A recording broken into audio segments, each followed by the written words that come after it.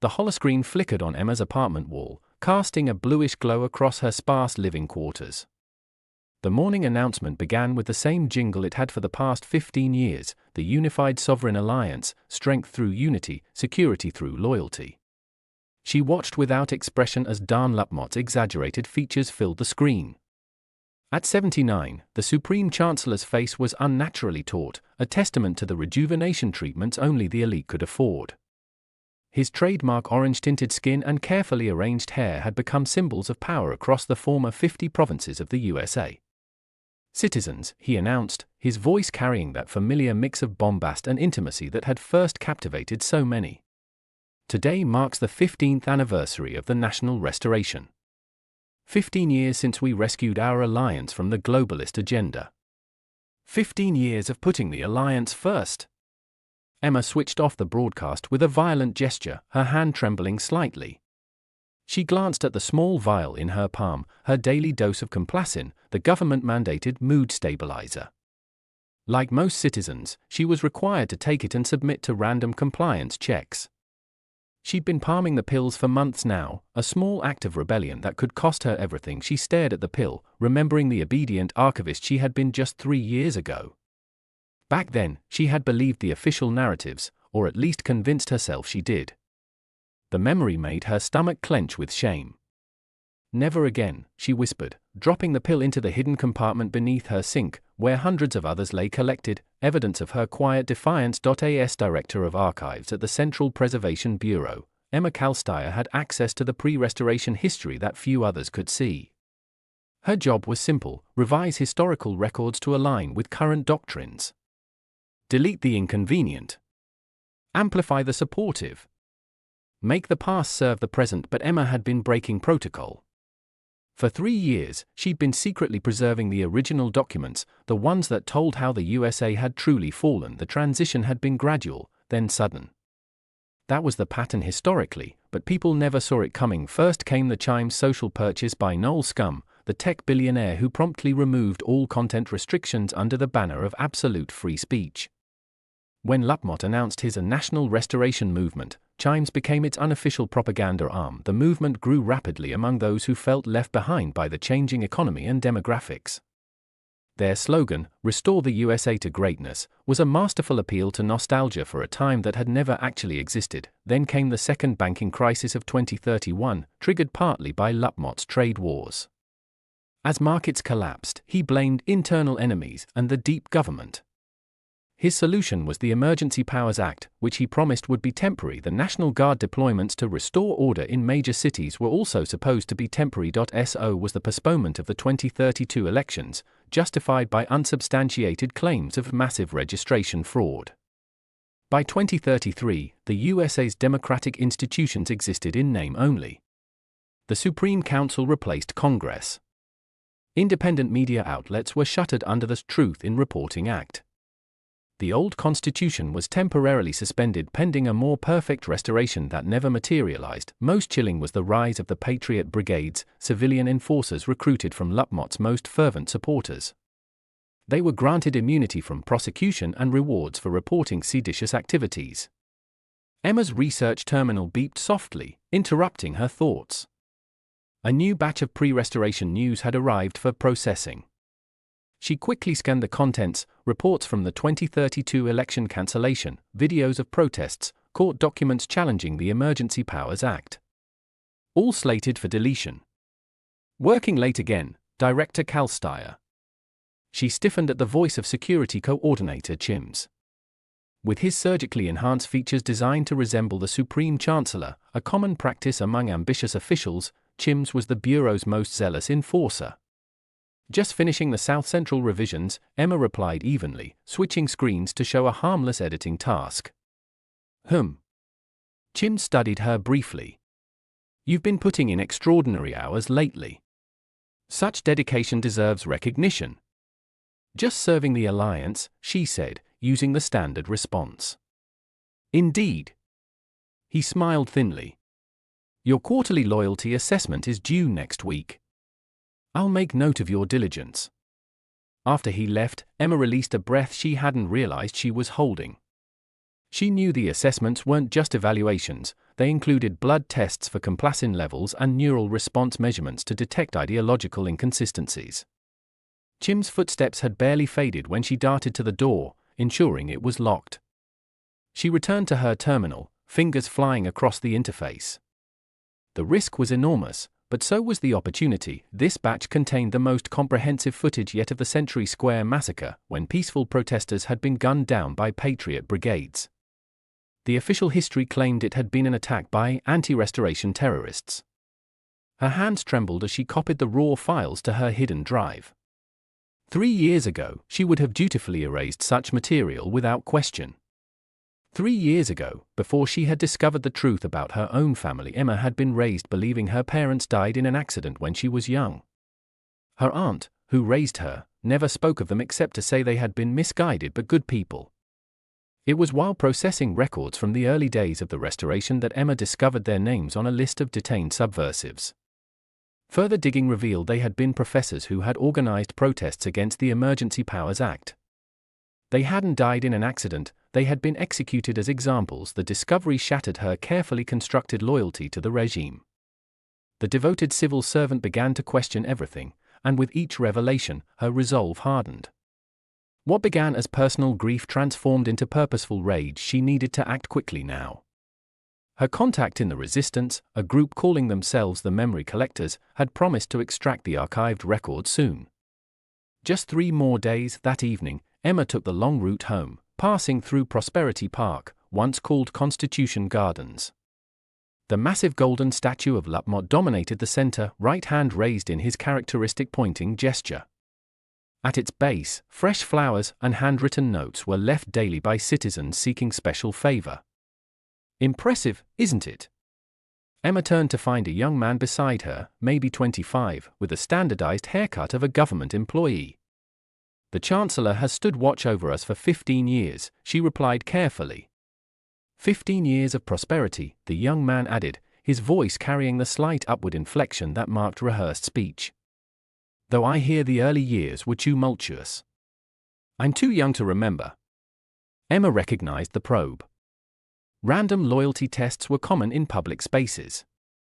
Say the wrong thing, and you might find yourself in a re-education center by nightfall.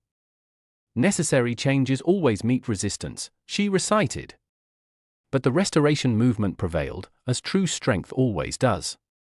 The young man nodded, apparently satisfied, and moved on to another park visitor. As she watched him go, Emma noticed a commotion near the park entrance. A woman was being dragged away by Patriot Brigade members in their distinctive red armbands. Her crime was apparent from the torn poster at her feet, a crude drawing of Lapmot with a clown nose. Without thinking, Emma stepped forward, her mouth opening to protest. A hand gripped her arm, pulling her back. "Don't," a voice whispered urgently. "You can't help her." Emma turned to find herself face to face with Mark, her contact from the Memory Collectors. He wasn't supposed to approach her in public. "What are you, they're onto us," he interrupted, his voice barely audible. Someone talked. "We need to move the timeline up. Tomorrow. The usual place." Before she could respond, he was gone, melting into the crowd with practiced ease. Emma fought to keep her expression neutral as she watched the woman being forced into a black transport vehicle. That could be me tomorrow, she thought. For the first time, the reality of what she was doing, what she had become, hit her with full force. She wasn't just preserving history, she was actively defying the most dangerous regime in modern history, and yet, instead of fear, she felt something unexpected, clarity of purpose. Back in her apartment, Emma retrieved her illicit archive from its hiding place beneath a floorboard. The thumbnail-sized memory crystal contained the unaltered history she'd been stealing for years. She inserted it into her personal reader, protected from network surveillance by a black market signal dampener. The files materialized before her, videos of the mass protests that had followed the election cancellation, court proceedings from the challenges to the Emergency Powers Act, testimonies from detention camp survivors. One file in particular always drew her attention, the complete, unredacted speech by Supreme Court Justice Gareth Nisberg before his arrest. His warning had proven prophetic. When a democracy falls, it rarely announces itself with armies in the streets. Instead, it dies by 1,000 cuts. Legal procedures weaponized against enemies. Institutions hollowed from within. Truth itself becomes disputed territory. And always, there is the appeal to fear, fear of others, fear of change, fear of loss. Today, I fear we are witnessing not a temporary aberration, but the culmination of forces long at work in our society. The speech had been scrubbed from all official records. Justice Nisberg disappeared into the detention system shortly after delivering it. Emma added today's salvaged files to the archive, her mind racing with the change in plans. Mark's warning meant they had little time. The resistance had spent years building a network capable of broadcasting the truth to millions simultaneously, bypassing the government's information filters. If they were compromised now, it might be their only chance. A notification flashed on her apartment security panel. Someone was requesting entry. At this hour, it could only be trouble. She quickly removed the crystal, replacing it with a decoy that contained only harmless personal memories. As she moved toward the door, she slipped the real archive into a biocompatible capsule and swallowed it, an emergency measure she had hoped never to use. The pounding on her door grew more insistent. Through the security display, she could see 3 figures in the unmarked black uniforms of the secret police. There early, she thought grimly. Mark must have been captured already. When she opened the door, the lead agent pushed past her without speaking, while the others began systematically searching her apartment. Director Emma Calstire, the leader, finally said, consulting his datapad. "You've missed 3 consecutive compliance checks." Relief washed over her. This wasn't about the memory collectors, not yet. It was a routine check, albeit an aggressive one. "I've been ill," she lied smoothly. "The medication interferes with my antibiotics. I have a medical exemption." She gestured toward a fabricated document on her counter, prepared months ago for exactly this scenario. The agent examined it suspiciously. "This will need verification. In the meantime, you'll take today's dose under supervision." Emma's mind raced. Refusing meant immediate arrest. Taking it meant her judgment would be compromised for the crucial meeting tomorrow. "Of course," she said, moving to the dispenser. As she reached for a glass of water, she intentionally knocked it over, sending it crashing to the floor. In the momentary distraction, she palmed a counterfeit pill, a perfect replica containing a mild stimulant rather than the mind-dulling complacin. "Clumsy," the agent muttered as she apologized profusely, cleaning up the mess before taking the fake pill under his watchful eye. After they left, Emma sat trembling on her couch. Tomorrow would determine whether 3 years of risk had been worth it. Whether her parents' deaths would finally stand for something. Whether the truth could really set people free. She thought of the woman in the park, dragged away for a simple act of defiance. She thought of her parents, whose faces she could barely remember. She thought of Justice Nisberg, who had spoken truth to power and vanished. "I'm not just preserving history," she whispered to herself. "I'm fighting for the future." The next morning, Emma headed to work as usual, her manner giving no hint of the illegal archive now passing through her digestive system or the rendezvous planned for that afternoon. The Central Preservation Bureau was housed in what had once been the National Archives building. The irony was not lost on Emma, a place designed to preserve history now dedicated to erasing it. As she passed through the security scan, her heart raced. The scanner would detect any electronic devices, but the crystal's biocompatible casing was designed to appear as a common digestive supplement on medical scans. Director Calstire. Security Coordinator Chims was waiting by her office, his thin smile more unsettling than usual. "You had visitors last night." Emma maintained her composure with effort. "Yes. A compliance check. My medical exemption is being verified." "Indeed." Chim studied her face carefully. "Interesting timing, given certain anomalies we've detected in the archival systems." Emma's blood ran cold, but her expression remained neutral. "Anomalies." Access logs showing retrieval of deleted materials. Unauthorized copying operations. He stepped closer. "The system flags such activities automatically. We've been monitoring for some time, gathering evidence." She knew he was fishing, trying to provoke a reaction. If they had actual proof, she would already be in custody. I look forward to helping with the investigation, she said calmly. Security of our historical records is paramount. Yes, he agreed, his eyes cold.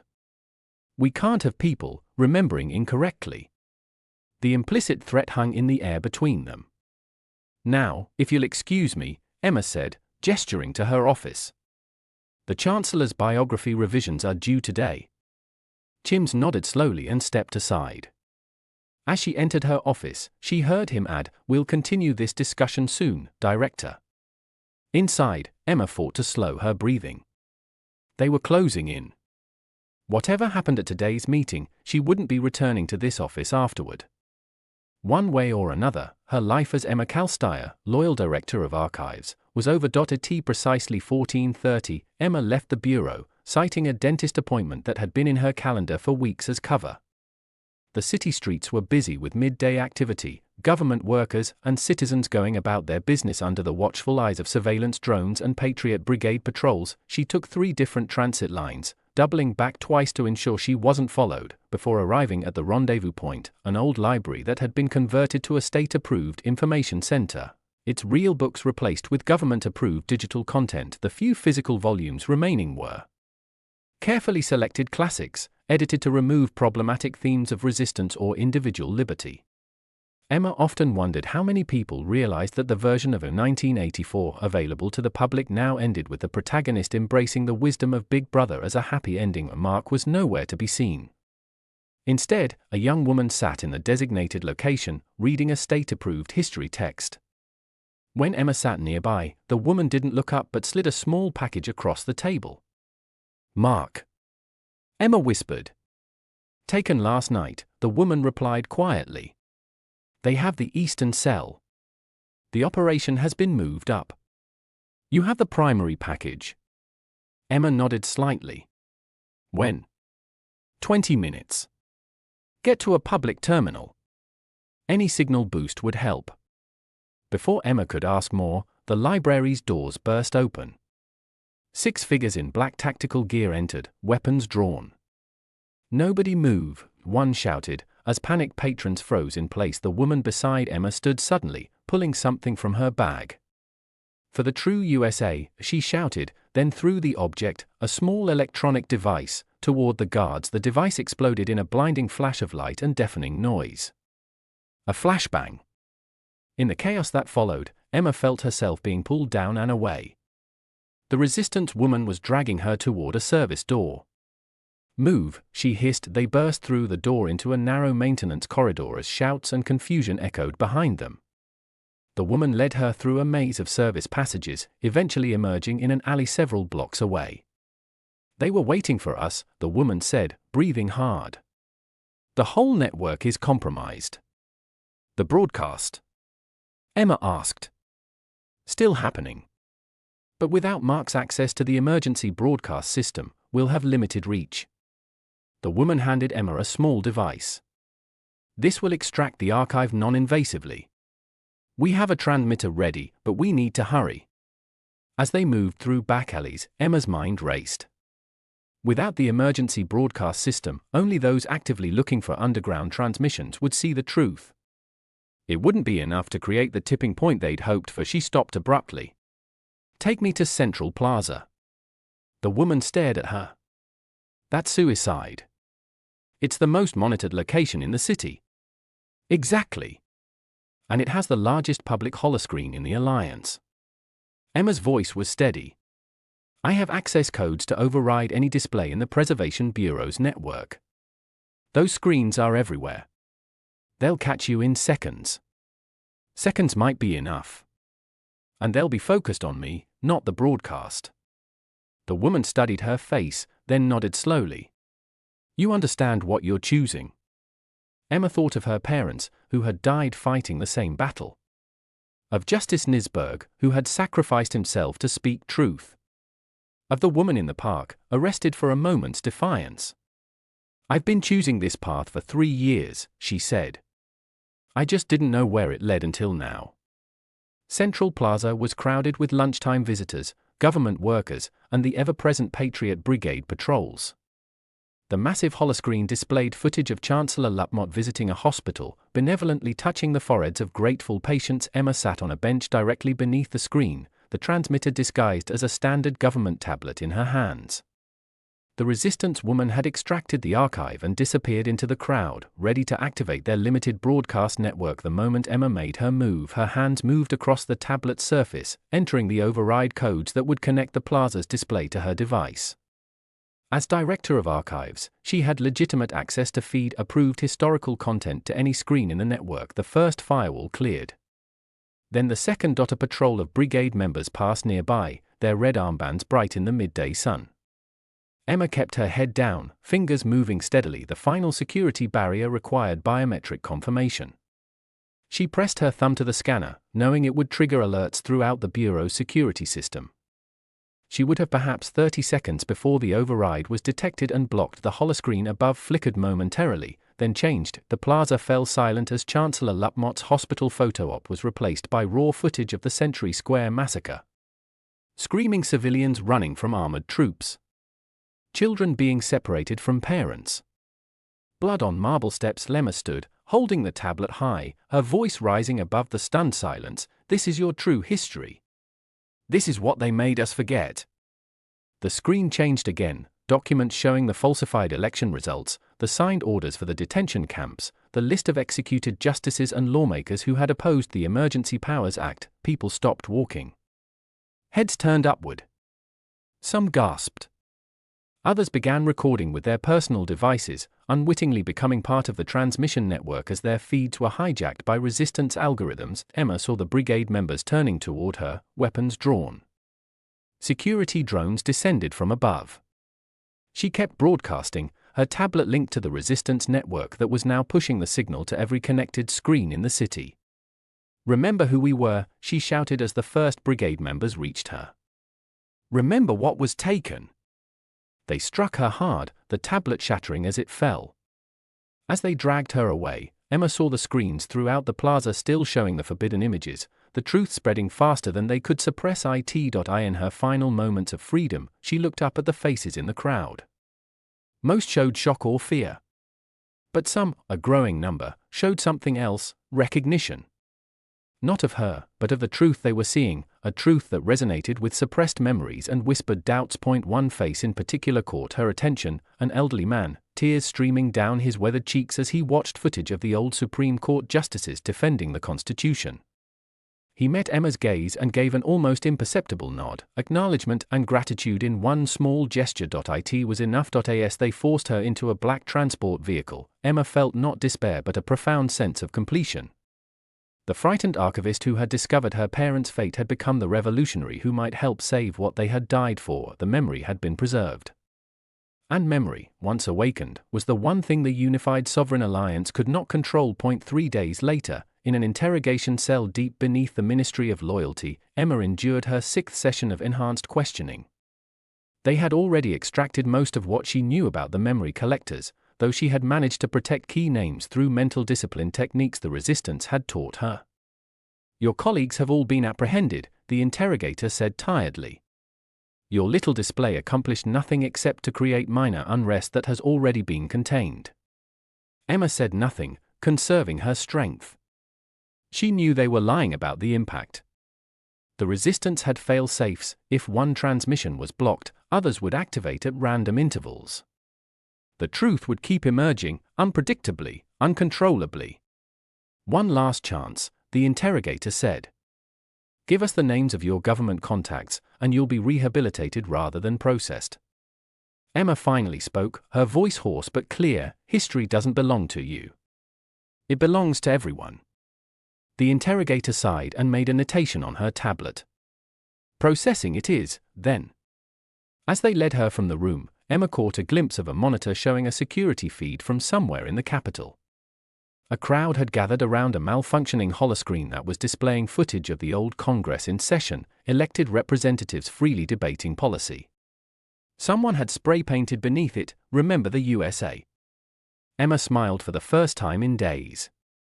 The memory collectors would continue their work, with or without her. The seeds had been planted.